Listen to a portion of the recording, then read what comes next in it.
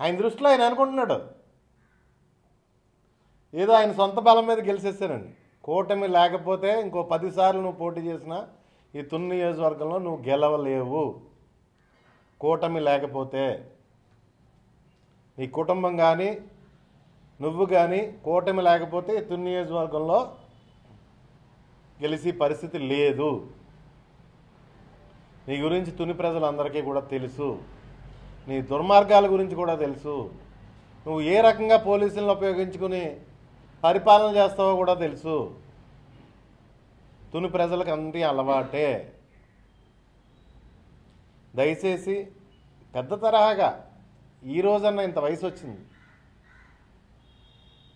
మనకు ఆరోగ్యం కూడా సహకరించట్లేదు. ఇంకా ఆరోగ్యం గురించి బయట మాట్లాడేది కాదు. మళ్ళీ రోజు ప్యాంట్లు మార్చుకోవాల్సిన పరిస్థితి వస్తుంది ప్రతి గంట 2 గంటలకి. అవి మాట్లాడి కాదు, ఎందుకంటే మనం మా ముఖ్యమంత్రి గారిని మాజీ ముఖ్యమంత్రి గారిని వాడి వీడు అన్నాడు కాబట్టి నేను ఏదో మాట్లాడాల్సి వస్తుంది. దయచేసి కొద్ది పెద్ద మనిషిలాగా పెద్ద తరహాగా బిహేవ్ చేయమని రామకృష్ణ గారు కోరుకుంటూ, నువ్వు ఈ తుని ప్రజలకు కానీ లేదా తుని పార్టీ నాయకులకు కానీ మీరు ఏది ఇస్తే అదే మీకు తిరిగి వస్తుంది. ఖచ్చితంగా చెప్తున్నాను ఈ మీడియా ముఖంగా. ఈరోజు మీకు అధికారం వచ్చింది, మా వైఎస్ఆర్ కాంగ్రెస్ పార్టీ నాయకులందరినీ, పెద్ద నాయకులందరినీ కూడా జైలు పాలు చేశారు,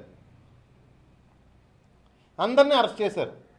నా తర్వాత స్థాయి ఉన్న నాయకులందరినీ కూడా అరెస్ట్ చేశారు, పెద్ద నాయకులందరినీ కూడా